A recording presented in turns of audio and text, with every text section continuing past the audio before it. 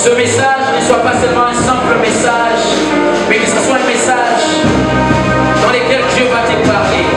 Commence à prier, commence à élever ta voix. Dis à Dieu de te parler encore une fois cet après-midi. Papa, parle-moi encore une fois. Parle-vous, Seigneur.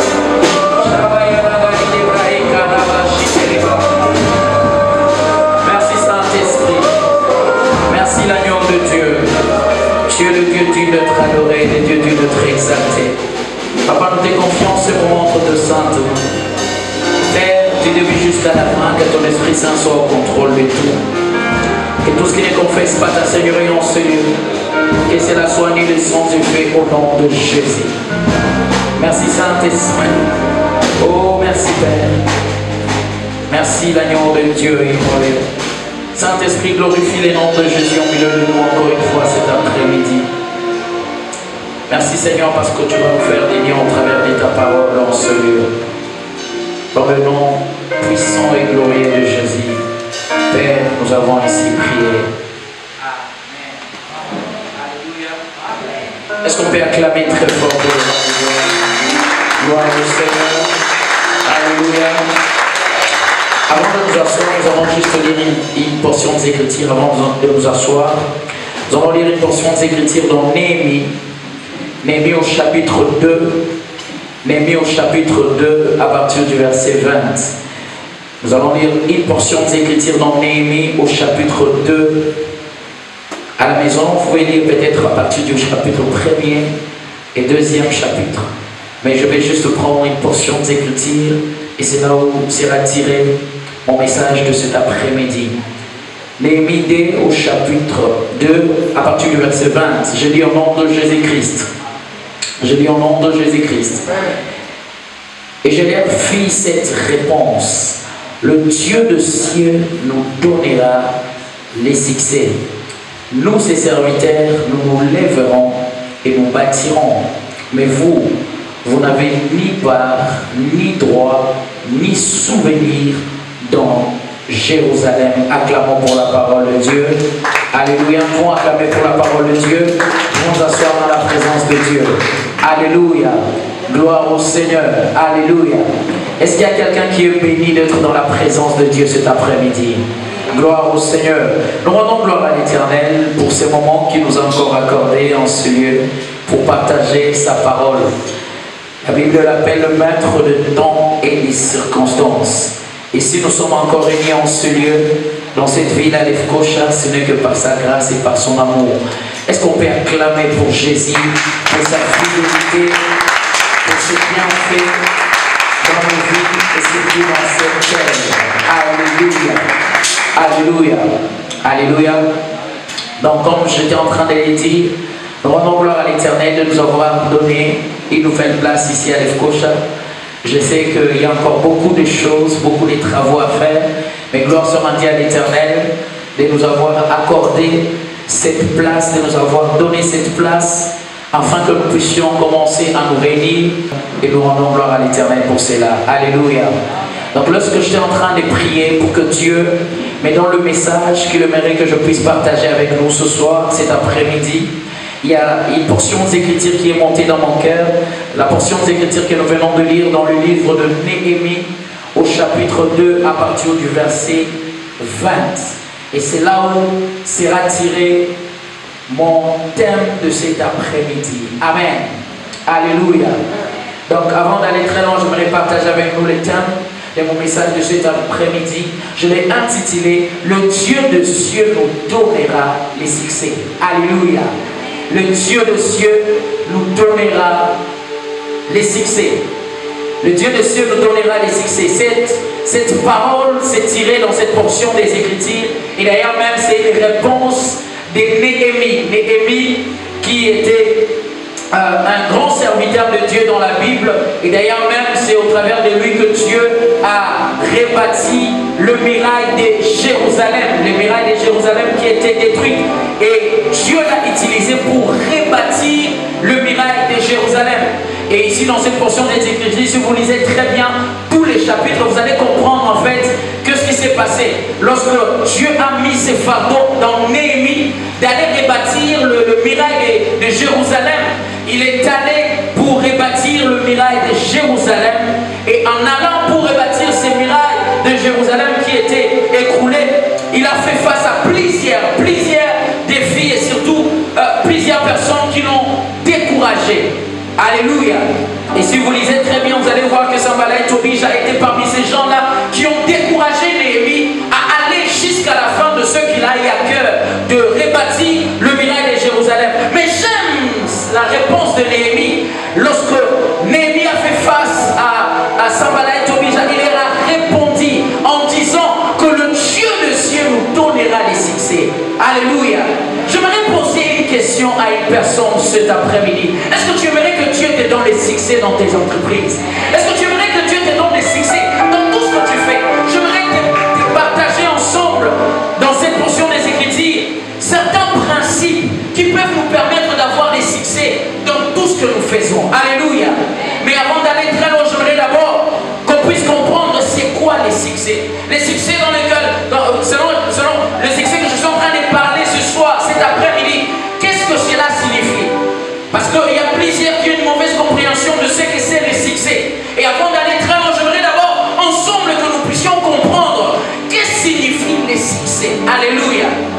Et lorsque Néhémie est en train de parler du succès ici, je suis allé très loin pour savoir exactement ce que signifie les succès que Néhémie était en train de parler. Lorsqu'il a répondu en disant que le Dieu de cieux nous donnera des succès, c'est quel succès qu'il était en train de dire? Je suis entré dans les Hébreux, l'origine même de ce mot-là, succès. En hébreu, c'est tchalak, qui signifie prospérer. Alléluia. Donc lorsque Néhémie était en train de dire que Dieu nous donnera des succès, il était en train de dire Dieu va nous faire prospérer. Et dans d'autres mots, on dit aussi, tchalak signifie réussir, avancer ou faire des progrès. Lorsqu'il était en train de dire que Dieu va nous donner des succès, en d'autres mots, il était en train de dire que Dieu va nous faire prospérer. Oh, j'ai pris que Dieu te fasse prospérer ce matin. Alléluia. Dieu va nous donner la victoire. Dieu va nous faire réussir. Dieu va nous faire avancer. Et succès signifie aussi être vainqueur. Alléluia. Donc lorsqu'il était en train de dire que Dieu va nous donner les succès, il était en train de dire que nous serons de vainqueurs. Oh, j'aimerais dire à une personne, nous sommes de la race de vainqueurs. Nous sommes des personnes qui ne combattons pas pour la victoire, mais dans la victoire. Alléluia. Et ce que j'aime, il a dit que Dieu va nous donner les succès. Et avant d'aller très loin, j'aimerais donner des vérités. Des vérités concernant ces thèmes. La première vérité que j'aimerais partager avec nous cet après-midi est que le vrai succès vient de Dieu. Alléluia. Le vrai succès vient de Dieu. Le vrai succès ne vient pas des noms. Le vrai succès vient de Dieu. Et c'est pour cela, Néhémie pouvait dire que le Dieu de cieux, il a donné la position et même la personne qui peut donner les succès. C'est le Dieu de cieux. Laisse-moi te dire, seul Dieu peut donner un vrai succès. L'homme ne peut pas donner un succès. C'est pour cela même la Bible dit que l'élévation ne vient ni de l'Orient ni de l'Est, mais ça vient de l'Éternel. C'est Dieu qui donne le vrai succès. C'est pour cela, si tu veux avoir le succès, j'aimerais te donner une adresse. Va chez Dieu. Alors, est-ce que je parle à quelqu'un? Seul Dieu peut te donner le succès dans tout ce que tu fais, dans tout ce que tu entreprends. Si tu veux avoir le succès, j'aimerais te donner l'adresse. Il faut aller chez Dieu. Parce que seul Dieu, lui, peut te donner le succès dans tout ce que tu fais. Le Dieu de cieux nous donnera les succès. Combien sont ceux-là qui pensent qu'avoir le bien de ce monde, c'est ça, avoir les succès? Laisse-moi te dire, tu peux avoir le bien de ce monde, si tu n'as pas Dieu, tu n'as pas les succès. Amen. Le vrai succès vient de Dieu et c'est Dieu qui les donne. Oh, est-ce que je parle à quelqu'un? Alléluia. Ce n'est pas un homme qui peut te donner les succès. Vous savez, il y a d'autres qui se confient aux hommes en disant que non, si je m'attache à tel, j'aurai les succès. Si je m'attache à telle personne, j'aurai les succès. Mais j'aimerais te dire, la seule personne qui peut te donner le vrai succès, c'est l'Éternel des armées, le Dieu des cieux. Oh, est-ce que je parle à quelqu'un? Alléluia. C'est lui qui peut te donner le vrai succès. C'est lui. C'est pour cela que j'aimerais t'encourager cet après-midi. Si tu veux avoir les succès, attache-toi au Dieu qui donne les succès. Le Dieu de cieux. Néhémie l'appelle le Dieu de cieux. C'est lui qui va nous donner les succès. La deuxième vérité que j'aimerais dire cet après-midi est que les succès selon les hommes n'est pas nécessairement les succès selon Dieu. Est-ce que je parle à quelqu'un? Les succès selon les hommes n'est pas nécessairement les succès selon Dieu. Vous allez voir que l'homme a une compréhension du succès qui est différente de la compréhension, soit de la façon dont Dieu voit les succès. C'est la même. Devant les hommes, tu peux échouer, mais devant Dieu, tu réussis. Est-ce que je parle à quelqu'un? Devant les hommes, tu peux sembler, c'est comme si tu étais en train de perdre, mais devant Dieu, tu es en train de recevoir des grandes choses. Et même devant Dieu, tu peux sembler peut-être, devant les hommes, tu es en train de réussir, mais devant Dieu, tu es en train de perdre. C'est cela que nous devons comprendre exactement ce que signifie le succès. Parce que le succès, selon les hommes, n'est pas nécessairement le succès selon Dieu. Et voyez, la façon dont les gens pensent, soit la compréhension des gens concernant le succès, les gens pensent que le succès c'est avoir le bien matériel. Tout ça c'est bien beau, laisse-moi te dire. Mais j'aimerais te dire que le vrai succès c'est celle Dieu qui le donne. C'est celle Dieu qui le donne. Et la compréhension des hommes n'est pas nécessairement semblable à celle de Dieu. Dieu a une façon de voir le succès. Vous savez, nous les hommes, nous sommes tellement dans l'apparence que des fois nous nous trompons. Nous sommes tellement dans l'apparence que des fois même nous pensons que c'est ça les succès, frère. Ce n'est pas d'abord ça les succès. Ce n'est pas d'abord ça les succès. C'est pour cela même, le plus grand succès qui puisse exister sur la terre, c'est le succès et la réussite de la croix de la Golgotha. Et selon les hommes, c'était comme s'il perdait sa vie. Mais laisse-moi te dire, en perdant sa vie, il était en train de recevoir les noms qui étaient hauts. Est-ce que je parle à quelqu'un? Il était en train de recevoir les noms qui est au-dessus de tout nom. Les succès selon les hommes, mais pas les succès selon Dieu. Oui. Et même, vous allez remarquer, même dans nos églises, nous pensons que le succès, c'est lorsque tu as une méga church. Laisse-moi te dire une chose. Tu peux avoir beaucoup de gens, mais il n'y a pas Dieu dedans. C'est pour cela qu'au-delà de ce que tu as, il faut bien savoir exactement si Dieu est avec toi. Accueillir les biens matériels, c'est bien. Mais laisse-moi te dire, cela n'est pas un succès si Dieu n'est pas là. En d'autres mots, le succès, c'est lorsque tu réussis avec Dieu. Oh, est-ce que je parle? Le succès, c'est lorsque tu réussis avec Dieu. À quoi bon de réussir si Dieu n'est pas là? À quoi bon d'avoir des milliards si Dieu n'est pas là? À quoi bon d'avoir des millions si Dieu n'est pas là? Laisse-moi te dire, le succès, le vrai, c'est lorsque tu réussis avec Dieu. Lorsque tu as des millions avec Dieu. Lorsque tu as des milliards avec Dieu. La Bible dit à quoi servirait un homme de gagner le monde entier s'il perdait son âme. Oui, je préfère réussir avec Dieu. Alléluia. Et même échouer selon les hommes, mais réussir avec Dieu. Est-ce que je parle à quelqu'un? Le Dieu de ciel nous donnera les succès. Alléluia. Alléluia. J'aime une portion des Écritures dans les psaumes. Ici, un grand chantre de l'Éternel. Un grand chantre de l'Éternel. Lorsque j'ai lu cette portion des Écritures, je me dis, mais comment tu pouvais penser comme ça? Asaph. Asaph, il est parmi les grands chantres, même dans les psaumes. À part David, il a écrit plusieurs psaumes dans la Bible. Et il nous raconte une histoire. Il a dit, un jour, il a regardé les gens de ce monde. Il a regardé les biens qu'ils ont. Il a regardé les maisons qu'ils ont. Il commençait déjà à se dire dans son cœur, non, non, non, ces gens ici sont en train de réussir. Ces gens ici sont en train d'avoir les succès. Mais après, il s'est rendu compte que ces gens-là n'ont pas Dieu. Et il s'est rendu compte que toutes ces choses-là n'est qu'éphémère. N'est qu'éphémère, ça va passer. Mais seul Dieu reste constant. Alléluia. Seul Dieu reste. Et laisse-moi te dire, le vrai succès, c'est réussir avec Dieu. Dis à ton voisin, le vrai succès, c'est de réussir avec Dieu. Alléluia. Et j'aimerais partager avec nous quelques secrets pour avoir les succès. Quelques secrets pour avoir les succès. Quelques secrets. Vous savez, c'est bien, nous tous nous voulons avoir les succès, c'est bien. C'est bien. Oui, Dieu aime. Laisse-moi te dire, la volonté de Dieu que tu puisses avoir les succès dans tout ce que tu fais. C'est ça même la volonté de Dieu. Dieu aime cela. Et il veut nous donner les succès dans tout ce que nous faisons. Mais il y a des principes que j'aimerais partager, des certaines choses que j'aimerais partager. Tirer aussi de cette histoire de Néhémie. La première des choses que j'aimerais partager avec nous, si tu veux avoir les succès dans la vie, et surtout avec Dieu, le vrai succès, sois un homme de prière. Est-ce que je parle à quelqu'un? C'est la prière d'abord, premièrement.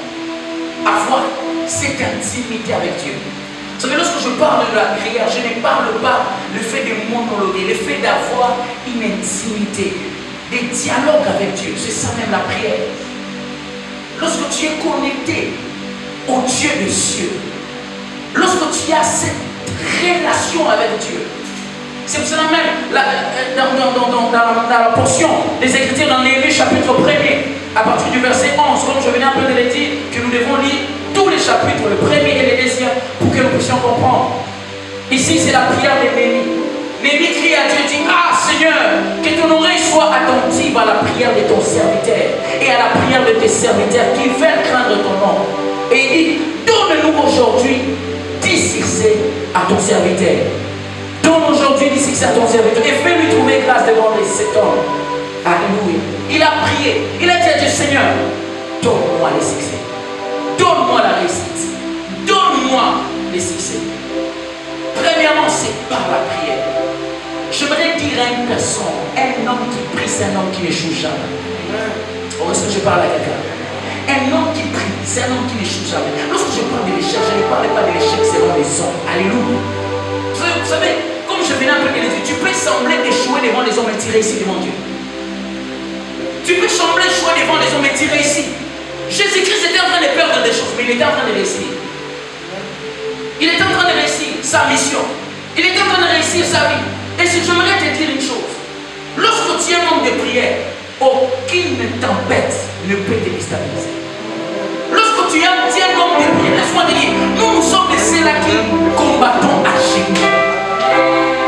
L'arme la plus puissante qui puisse exister. Fais attention avec un homme qui prie. Oh, est-ce que je parle à quelqu'un? Nous sommes dans une génération où nous avons perdu la soif de la prière. La soif de la prière. Frère, si tu veux être un homme qui a le succès dans tout ce que tu fais, surtout le vrai succès, sois un homme de prière. Un homme de prière, c'est un homme qui sait même changer certaines circonstances afin que ces circonstances-là soient à sa faveur. Un homme de prière. Avec la prière, tu peux changer même les circonstances et les situations de la vie. Un homme de prière. Où sont ces hommes de prière? Où sont ces femmes de prière? Et si tu veux avoir le succès dans tout ce que tu entreprends, dans tout ce que tu fais, j'aimerais te donner un secret: la prière. Un jour, je me rappelle, au début de mon ministère, dans les années 2009, et qu'est-ce qui s'est passé? Il s'est fait que j'admirais un homme de Dieu. J'appréciais sa façon de servir Dieu. Lorsqu'il prêchait, lorsqu'il faisait des services de Dieu, j'aimais la façon dont il servait Dieu. Et un jour, je me suis dit que je pose d'abord à cet homme la question pour savoir comment il fait. Comment il fait, afin qu'il puisse avoir les succès dans ce qu'il fait. Et je lui ai posé la question, il m'a dit: j'aimerais te répondre et j'aimerais te donner 10 réponses. La prière. La troisième des choses, la prière. La quatrième des choses, la prière. Jusqu'à la 10e des choses, la prière. Et j'ai compris que la prière, c'est une très grande clé pour avoir des succès dans la vie. Lorsque tu es un homme de prière, frère, même les esprits vont se soumettre à toi. Ou est-ce que je parle à quelqu'un? Lorsque tu es un homme de prière, les problèmes avec nous les chrétiens, nous ne prions plus. Il y a des gens qui tombent déjà dans la religion. Ils viennent à l'église seulement les dimanches, ou soit pendant les moments de quitte, mais ils n'ont pas cette intimité avec Dieu.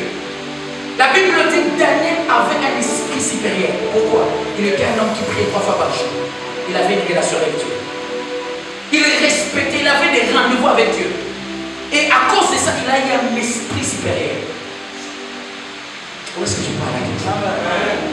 Si tu veux avoir les succès dans tout ce que tu entreprends, dans tout ce que tu fais, sois un homme de prière. Un homme qui prie. C'est un homme qui prie. Où est-ce que je parle à quelqu'un? Alléluia. Dis à ton voisin, sois un homme de prière. Yes, Lord, yes.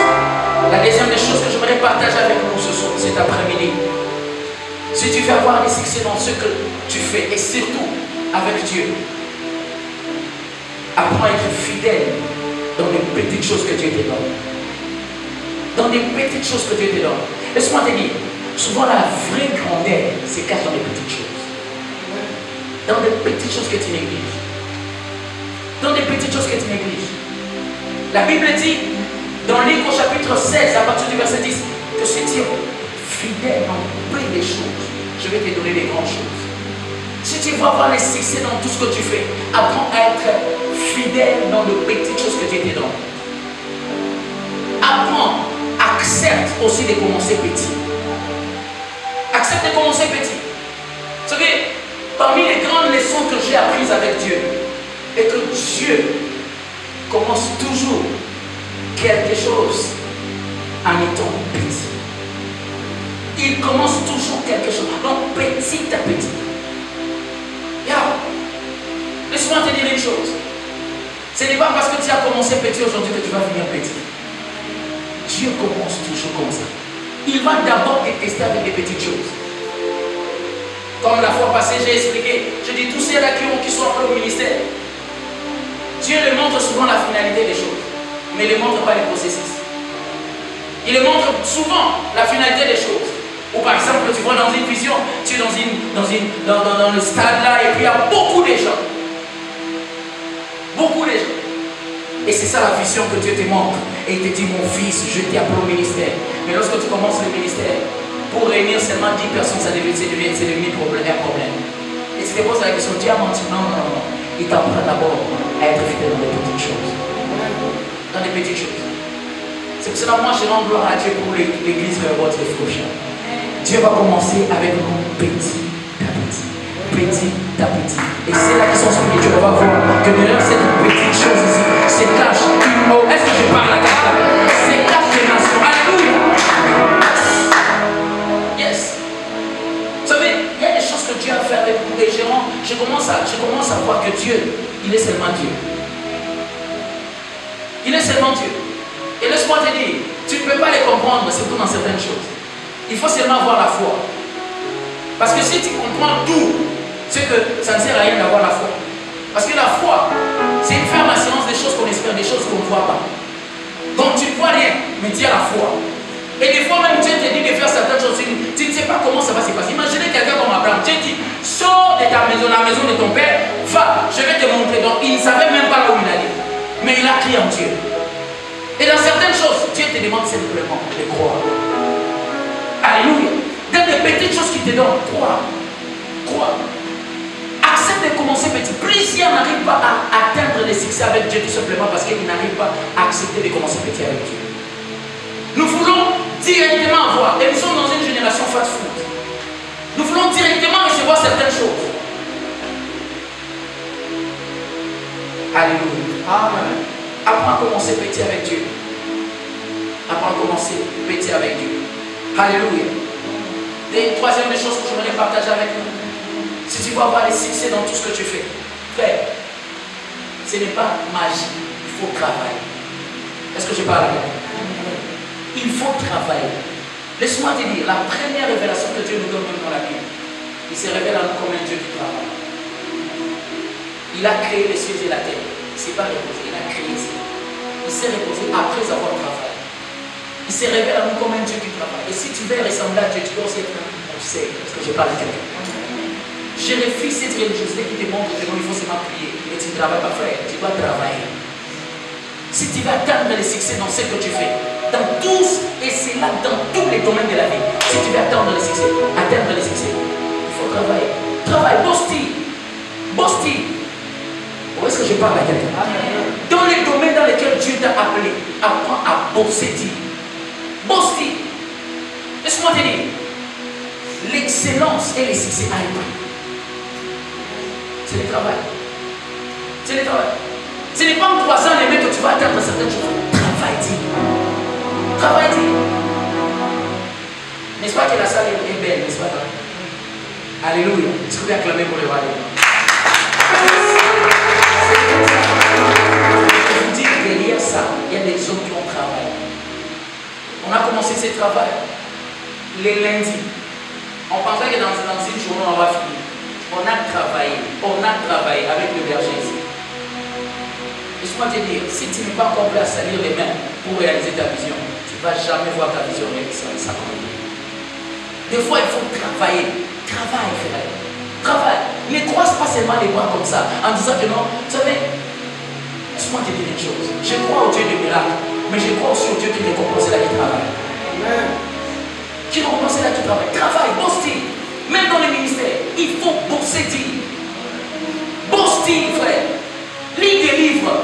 Dans les domaines dans lesquels Dieu t'a appelé. Lis des livres. Informe-toi. Ne sois pas dans l'ignorance. Laisse-moi te dire, la connaissance est un pouvoir. Parce que je parle à quelqu'un. La différence entre les niveaux que tu es et les niveaux que tu seras, laisse-moi te dire, c'est la connaissance. Il y a des choses que tu dois connaître avant d'atteindre un niveau là. Et tant que tu es toujours dans l'ignorance, tu ne vas jamais atteindre ce niveau là.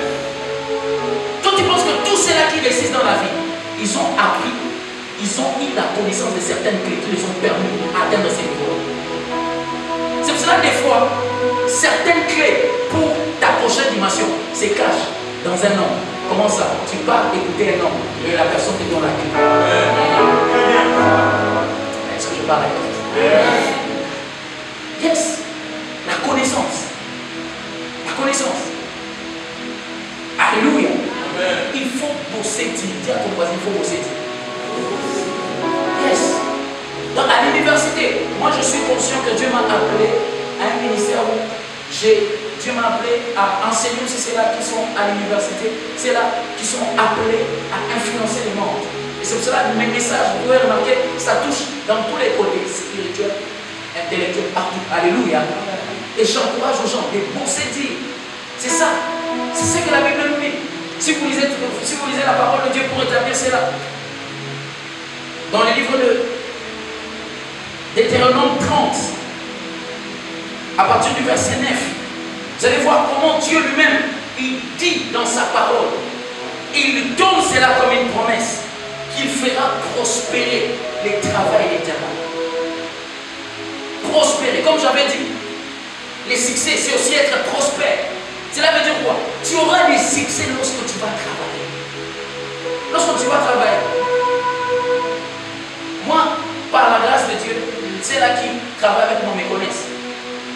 En tout cas, j'aime toujours l'excellence dans tout ce que je fais. Dans toute chose, laisse-moi te dire, notre Dieu c'est un Dieu d'excellence. Et nous devons être aussi excellents dans tout ce que nous faisons. Excellent. Mais regarde, je te dis la vérité. Alléluia. Excellence dans tout. C'est pour cela, lorsqu'il s'agit de prêcher, frère, je ne m'habille pas comme tout le monde. Alors, est-ce que je parle à quelqu'un? Oui, oui, excellent dans toutes choses. Même dans l'habillement, c'est excellent. Oh, est-ce que je parle à quelqu'un? Alléluia. Oui, excellence. Mais regarde. Ah, ok. Est-ce que tu peux acclamer très fort pour le roi de Dieu?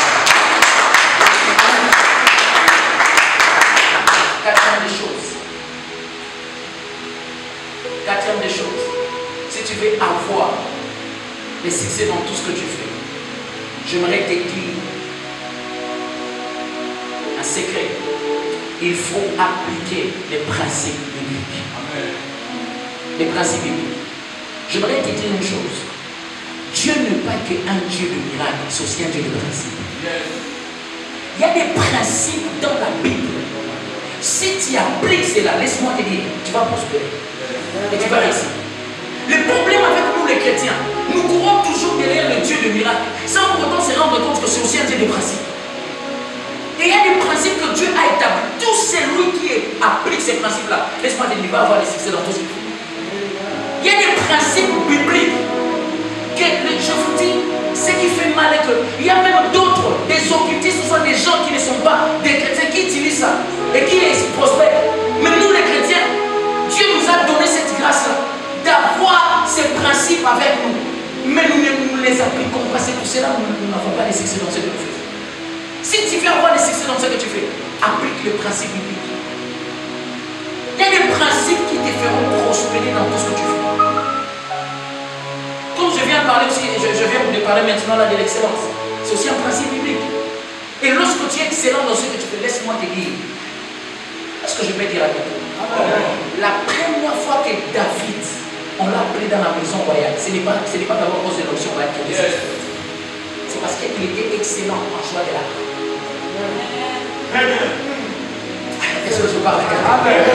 Il était excellent en jouant de la harpe. Tellement qu'il était excellent en jouant de la harpe, c'est pour cela qu'on l'a appelé.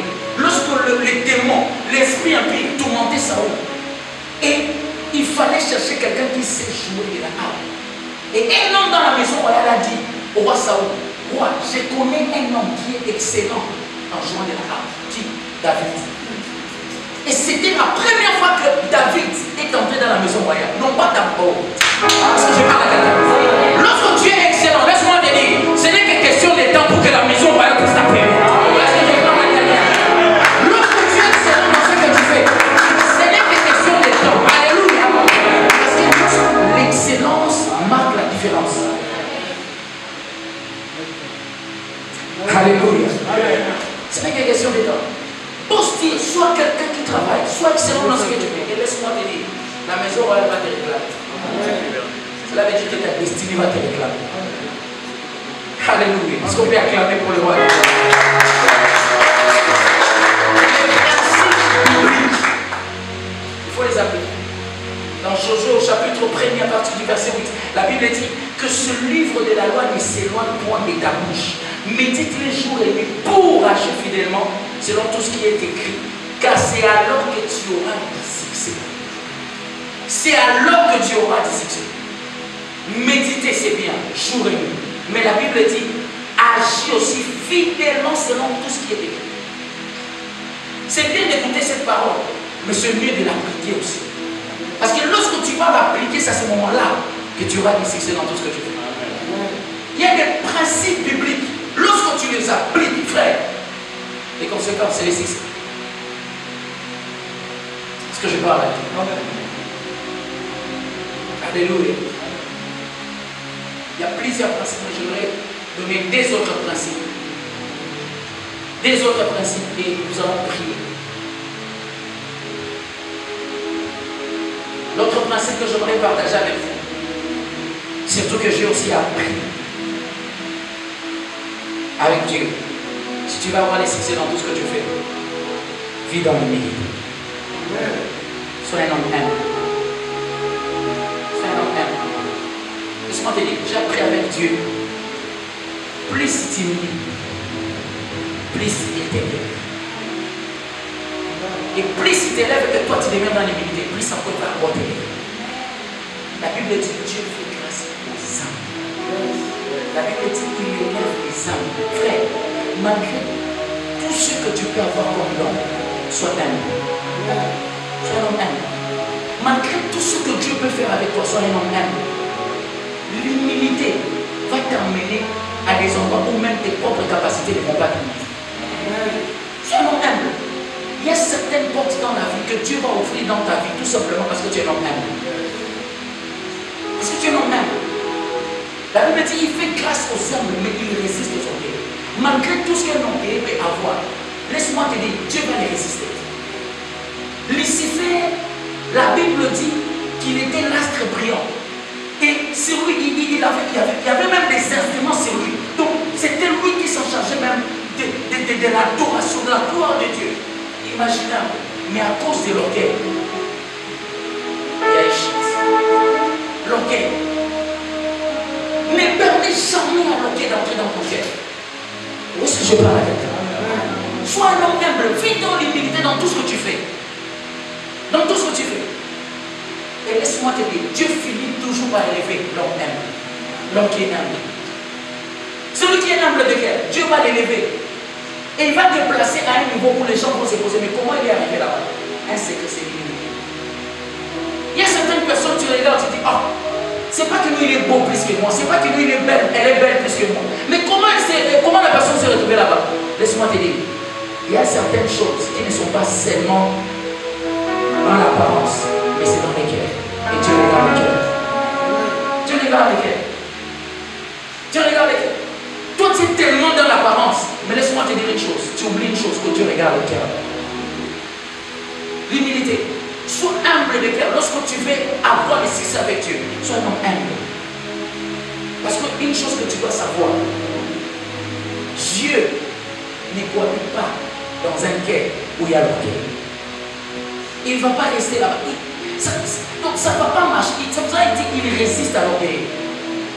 La présence de Dieu ne peut pas cohabiter là où il y a l'orgueil. Là où il y a l'orgueil. Parce que Dieu ne partage sa gloire avec personne. C'est pour cela, malgré tout ce que tu peux faire avec Dieu, s'il te plaît, je t'en supplie, demeure humble. Si tu veux avoir le succès dans tout ce que tu fais, demeure humble. Demeure humble. Où est-ce que je parle avec? Les dons que tu as, demeure humble. Humble, humble. Malgré la connaissance que tu as, demeure humble. Humble. Est-ce que je parle avec? Je me rappelle, un jour, Dieu m'a brisé d'une certaine façon. Dans certains domaines, je me croyais peut-être un peu supérieur. Et Dieu m'a brisé.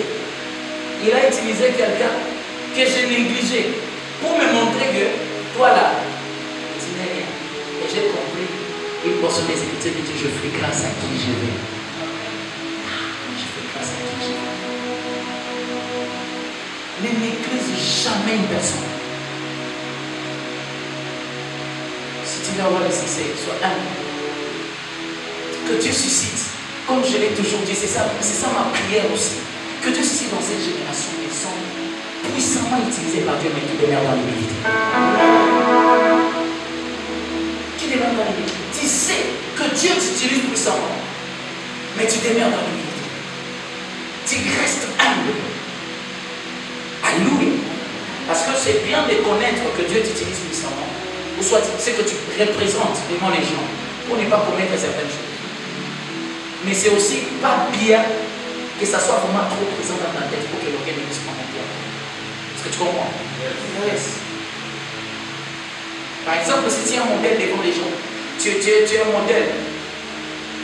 Les gens te prennent comme modèle. Les gens, par exemple, te prennent comme une source d'inspiration. C'est bien souvent de connaître cela pour que tu ne puisses pas commettre certaines erreurs. Ok? Mais lorsque c'est trop présent dans ta tête là, ça risque de créer l'orgueil en toi et ça va commencer petit à petit. Moi je suis. Et c'est un danger. C'est un danger. C'est pour cela que quelqu'un dit l'humilité, c'est la puissance sous contrôle. Tu connais les tes contrôles. Un homme humble, c'est un homme que Dieu va faire prospérer. Dans toutes choses, dans tous les domaines, tu vas être prospère et dans l'humilité. Vous voyez dans cela dans Jean 4 et 6. Mais la dernière des choses que je voudrais partager avec vous,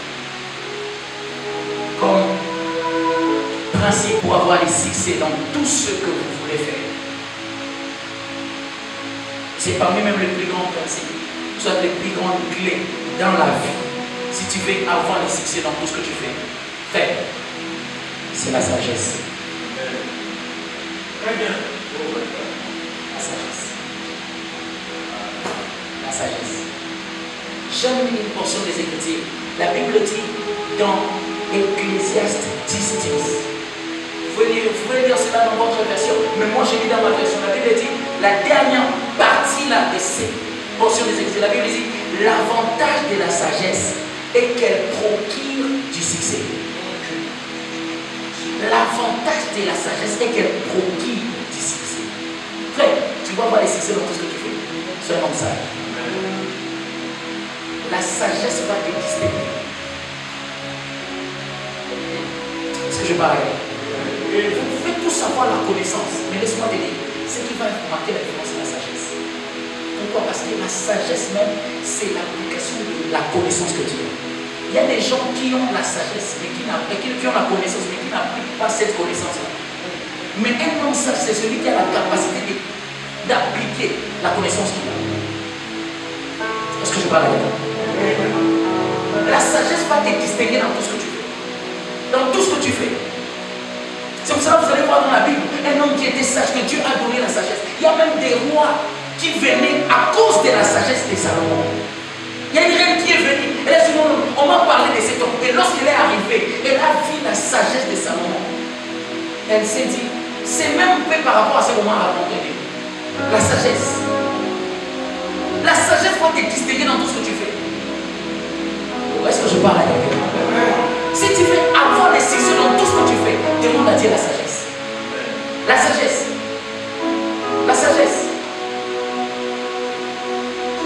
Laisse-moi te dire, il y a des choses que ta force peut faire, mais il y a des portes que seule ta sagesse va ouvrir dans ta vie.